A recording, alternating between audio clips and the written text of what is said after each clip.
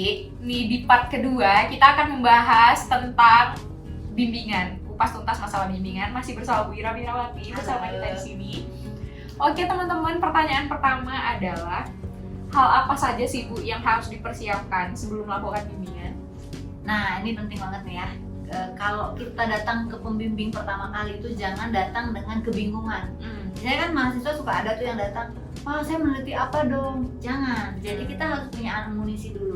Banyak-banyak baca ya. Nggak apa-apa kalau kita belum menentukan mau ke yang mana, tapi kita udah punya list. Misalnya ketertarikan kita. Jadi ketika ketemu, misalnya janjian bimbingan, ingin konsultasi itu kita udah tahu gitu. Jadi misalnya ya, "Pak, saya ingin meneliti ada beberapa tapi yang menarik minat saya, cuma saya belum pasti mau yang mana.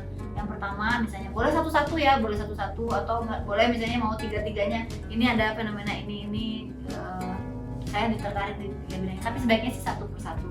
Misalnya saya melihat ada masalah ini ya, tentang misalnya sekarang pandemi dan efeknya terhadap kesehatan mental nih Pak, saya melihatnya ada masalah ini, itu saya udah baca ada penelitian yang judulnya ini tapi dia belum mengupas apa.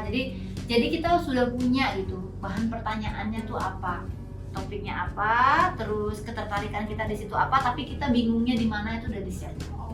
Jadi spesifik bingungnya di mana ya Bu? Jangan sampai kita bingung semuanya. Iya, bingung nggak tahu apa-apa. Pak, gitu. kasus saya, ya apalagi gini, karena banyak juga yang ke saya, "Bu, saya minta dong judul skripsi jurusan ini." Jangan ya, jadi sebaiknya, "Bu, saya sudah mencari-cari dan menemukan beberapa hal menarik, yaitu ini. Menurut Ibu mana yang kira-kira memungkinkan buat saya teliti?" Nah itu yang bagusnya seperti itu. Nah, terus yang sering jadi masalah ini di skripsi adalah masalah kita ngedeketin pembimbingnya.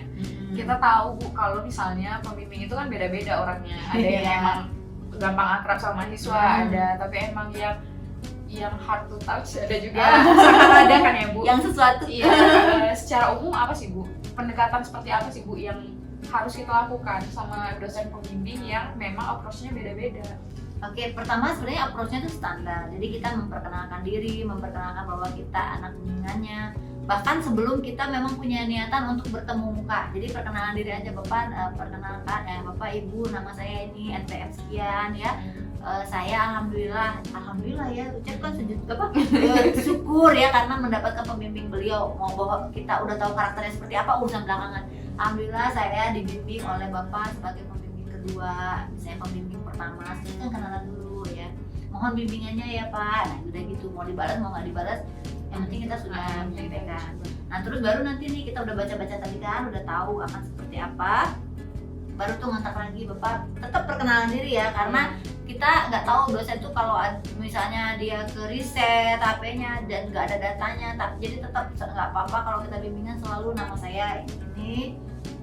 Saya sudah menemukan beberapa hal yang menarik perhatian saya untuk diteliti, misalnya kira-kira kapan, pertanyaan harus terbuka ya, jadi ke dosen itu harus kapan dan di mananya, jangan pernah ada yang ditentukan oleh kita. Misalnya, bisakah minggu ini saya bertemu? Jangan ya, kecuali urusan kalian urgent banget, antara hidup dan mati, antara apa ya, antara pokoknya urgent banget baru kalian boleh misalnya ya tadi ya, apakah memungkinkan, mohon maaf apakah memungkinkan pekan ini bertemu, boleh. Tapi kalau enggak boleh. Jadi sebaiknya jangan, maksud saya ya.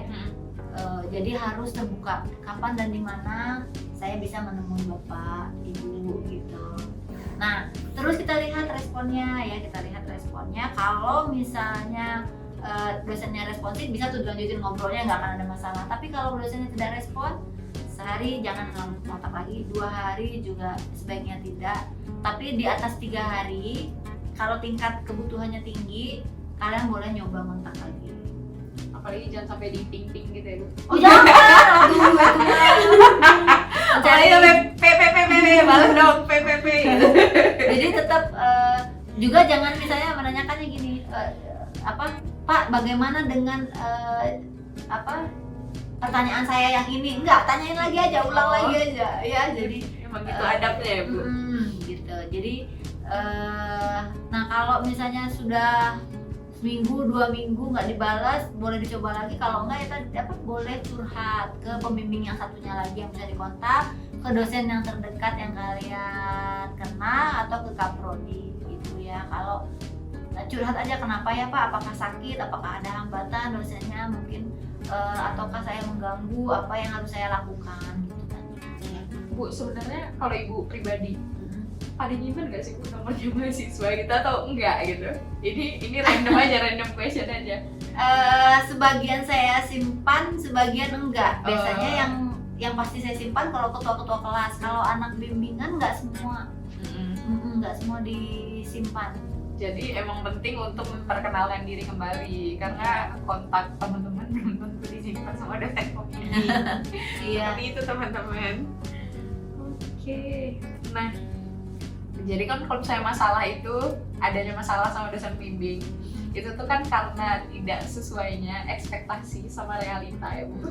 Tidak bertemunya desolen dan desen ya Bu. Ya gak sih Bu? Nah, apa dulu ya? Ya itu istilahnya kan desolen dan desen itu tadi. Nah sebenarnya kalau misalnya dosen pembimbing ini yang diekspektasikan dari mahasiswanya ini apa Bu? Sampai nggak bertemu ekspektasi sama realita, sebenarnya dosen ini expect-nya apa ke mahasiswanya sih Bu? Nah sebenarnya ya, saya tuh ya tadi ya, normalnya ya kan dosen itu membimbing ya, dia tugasnya memberikan bimbingan. Jadi ekspektasinya mungkin ya, mahasiswa datang ke kita sudah dengan banyak membaca, sudah tahu kemungkinan apa yang akan dilakukan gitu ya. Jadi kalau memang ternyata datang ke kita masih dengan belum, biasanya yang paling tidak menyenangkan buat kita itu adalah kalian belum melakukan apapun, belum berusaha membaca-baca, belum berusaha mencari tahu dari publik, dari kakak tingkat. Jadi datang ke kita tuh benar-benar belum melakukan apapun. Nah itu yang jangan sampai. Ekspektasinya mungkin seperti itu. Jadi kalau kita datang, kamu mah ternyata kan belum ini, udah baca dulu. Akhirnya kan kalian disuruh pulang lagi biasanya ya gitu. Nah secara normalnya seperti itu sebenarnya, ekspektasinya hanya itu aja kok. Berarti kita nggak boleh benar-benar dalam keadaan kosong gitu ya. Seenggak-enggaknya ya kita bring something to the table gitu ya. Idea ya, somethingnya ya. Iya. Itu juga yang mau ditanyain sih Bu. Sebenarnya kita boleh nggak sih kasih hadiah ke dosen pembimbing? Kadang kan ada orang yang kayak ini bentuk terima kasih, tapi ada juga orang yang mengartikan ini kan gratifikasi. Ada kan Ibu yang kayak gitu. Itu tuh boleh nggak sih? Etis nggak gitu? Nah sebenarnya ini juga perlu melihat aturan dari setiap kampus. Aturannya ada nggak? Nah terus kalian juga boleh tanya-tanya ke kakak tingkat kalau tentang ini. Karena berbeda-beda. Misalnya ya di fakultas kami itu benar-benar tidak boleh kalau sebelum lulus itu nggak boleh. Sebenarnya sesudah lulus juga nggak boleh ya. Cuma kadang kalau sesudah lulus tuh mahasiswa tuh benar-benar ingin mengucapkan terima kasih, tanda syukur ya. Jadi biasanya ngasih. Tapi kalau sebelum sebaiknya enggak. Karena bisa jadi nggak enak ke dosennya juga ya. Bahkan kalau kalian mendapati ada yang ngasih kode-kode pengen dibelikan apa, itu juga kalau terlalu berat kalian bisa laporkan loh, karena itu pelanggaran etika kalau sampai minta kode, apalagi minta gitu ya. Kayaknya hampir di semua kampus kalau itu nggak boleh. Jadi kalau untuk kebiasaan, kalau di kampus mas sebaiknya nggak bawa apa-apa. Kadang biasanya pertanyaan gini, kalau ada yang bimbingan ke rumah gimana? Sebenarnya bimbingan yang betul itu adalah di kampus. Tapi kalau kalian sangat butuh dan dosennya mengizinkan dan hanya bisa di rumah, karena dia misalnya ke kampusnya baru 2 minggu lagi gitu kan, ya boleh sih ya ke rumah dosen dalam kondisi yang urgent, dan pastikan misalnya kalian membawa teman, terus biasanya di rumah ada keluarganya juga ya, itu juga harus diperhatikan. Nah kalau itu misalnya kalian bawa buah tangan, itu juga lihat kebiasaan, tanya kakak tingkat kalau pergi ke dosen ini boleh nggak bawa buah-buahan atau apa gitu ya, itu juga tanyakan aja. Soalnya kan ada juga yang bilang ya ini kan wujud terima kasih saya, tapi ada juga yang mengartikan ini kan nggak etis gitu loh. Ya, kalau di awal enggak, sebaiknya. Kalau di akhir tuh kadang ya namanya anak bersyukur udah lulus gitu ya. Kadang ada juga yang titipan orang tuanya malah. Betul. Kalau misalnya udah terakhir kan. Mahasiswa kadang gitu bilangnya ke saya, aduh kamu nggak usah repot-repot, Bu diterima ini tuh orang tua saya yang udah beliin, Ibu tega katanya. Oh iya. Gitu. Kalau yang kayak gitu baru boleh ya Bu. Nah, kalau misalnya berkaitan sama bimbingan tadi, masalah ekspektasi itu juga. Sebenarnya apa sih Bu hal yang bikin pembimbing itu kayak males, kesel, dan marah gitu ke anak-anaknya itu, ke anak-anaknya yang seperti apa gitu Bu, yang anak-anaknya ngapain gitu.